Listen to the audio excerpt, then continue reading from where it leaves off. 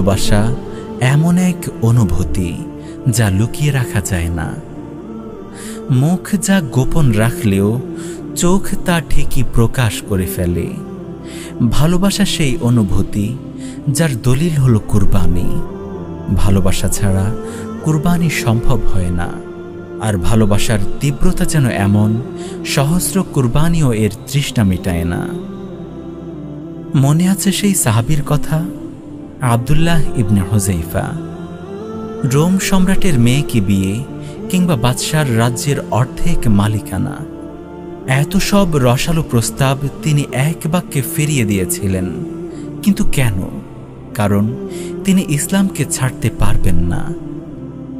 তার চোখের সামনেই উত্তপ্ত তেলে তার সাথীকে ঝলসানো হলো, তবুও তিনি এতটুকু পিছপা হলেন না। আর যখন তাকেই সে ভয়ানক উত্তপ্ত তেলের পাত্রে নিক্ষেপের জন্য নিয়ে যাওয়া হচ্ছিল, তখন তার চোখে অশ্রু জমল। কিন্তু এই অশ্রু ভয়ের ছিল না, এটি ছিল রবের প্রতি তার ভালোবাসার দলিল। তিনি বললেন, হায়, আমার তো কেবল একটাই জান কুরবান হবে, কিন্তু যদি আমার এই শরীরের পশম পরিমাণ জান থাকত আর প্রতিটাই আমার রবের জন্য কুরবান হয়ে যেত। বিলাল রাদিয়াল্লাহু আনহু কতই না উত্তম তিনি। রাসূলুল্লাহ সাল্লাল্লাহু আলাইহি ওয়াসাল্লাম তাকে ভালোবেসেছেন, আর তিনিও রাসূলকে ভালোবেসেছেন। যাকে রাসূলুল্লাহ সাল্লাল্লাহু আলাইহি ওয়াসাল্লাম বলতেন, হে বিলাল, নামাজের আহ্বান করো, এর দ্বারা আমাদের অন্তরকে প্রশান্তিতে পরিপূর্ণ করে দাও। সেই ভালোবাসা এত গভীর ছিল যে রাসূলের ওফাতের পর তার সেই হৃদয় নিংড়ানো আজান শুনতে পারেনি আর কেউ। একদিন সবার অনুরোধে যখন তিনি সেই সুরেলা কণ্ঠে আজান দিলেন, আশহাদু আন্না মুহাম্মাদার রাসূলুল্লাহ, তখন যেন পুরো মদিনা একযোগে কেঁদে উঠল। হে বিলাল, আপনার উপর রব সন্তুষ্ট হন।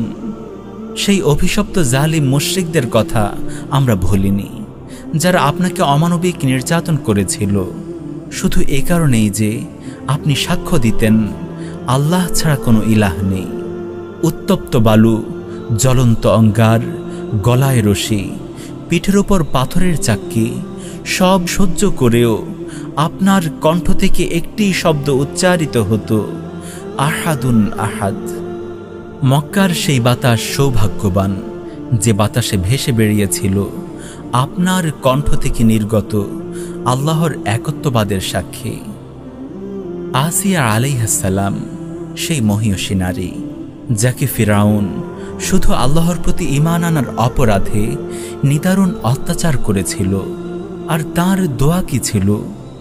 রব্বিবনি লি ইনদাকা বাইতান ফিল জান্নাহ, হে আমার রব, আপনার সান্নিধ্যে জান্নাতে আমার জন্য একটি ঘর নির্মাণ করে দিন।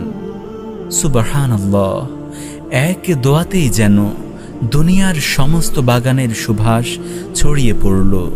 সেই দোয়া যেন রবের প্রতি ভালোবাসার দলিল হিসেবে ইতিহাসের পাতায় লিখিত হয়ে গেল। আর শহীদরা, যাদের রক্তের প্রথম ফোঁটা মাটিতে পড়ার আগেই তাদের গুনাহ ক্ষমা করে দেওয়া হয়, জান্নাতের সবুজ পাখি হয়েও যাদের অন্তর তৃপ্ত হয় না, কারণ তারা আবারও ফিরতে চায় সেই ময়দানে, আবারও কুরবান হতে চায় রবের জন্য।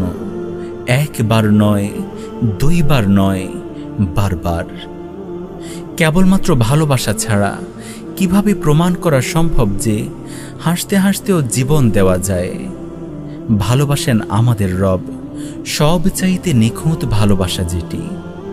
তার দিকে কেউ এক বিঘত এগুলে তিনি এগিয়ে আসেন এক হাত, কেউ এক হাত এগুলে তিনি এগিয়ে আসেন দুই হাত, কেউ যখন হেঁটে আসে তিনি দৌড়ে আসেন। আর কেউ যদি রবের দিকে পরিপূর্ণভাবে ফিরে আসে, তিনি সেই ব্যক্তি অপেক্ষা বেশি খুশি হন যে তার মরুভূমিতে হারিয়ে যাওয়া বাহন ফিরে পায়। তারপর তিনি তার পূর্বের সব গুনাহ কেবল ক্ষমাই করে দেন না, বরং তা প্রতিস্থাপন করেন পুণ্যের দ্বারা। রবের ভালোবাসা এতটাই মহান, রাত্রির শেষ তৃতীয়াংশে আমাদের মর্যাদাবান বারাকাহপূর্ণ রব নেমে আসেন এবং বলেন, যে আমাকে ডাকবে আমি তার ডাকে সাড়া দেব, যে আমার নিকট কিছু প্রার্থনা করবে আমি তাকে তা দান করব, যে আমার নিকট মাফ চাইবে আমি তাকে ক্ষমা করে দেব। হে নবী সাল্লাল্লাহু আলাইহি ওয়াসাল্লাম, আমরা আপনাকে দেখিনি, আর না আপনি দেখেছেন আমাদের। তবু আপনি যখন আমাদেরকে ভাই হিসেবে সম্বোধন করেছিলেন আর বলেছিলেন আমার ভাইদের সঙ্গে সাক্ষাৎ করতে ইচ্ছে করছে, বিশ্বাস করুন হে নবী, আমাদের ইচ্ছে হয়েছে আমাদের কলিজাটা আপনার জন্য কেটে রেখে দেই। আপনার এই কথা আমাদের অন্তরে মহাব্বতের ঝড় বইয়ে দিয়েছে। আপনার সেই ভালোবাসা আমাদের হৃদয়ে মাতাল করে রেখেছে। 1400 বছর আগে আপনি আপনার যে উম্মতকে দেখার আবেগ প্রকাশ করেছিলেন, আজ 1400 বছর পরও আপনার সেই উম্মত আপনাকে দেখতে উন্মুখ হয়ে আছে।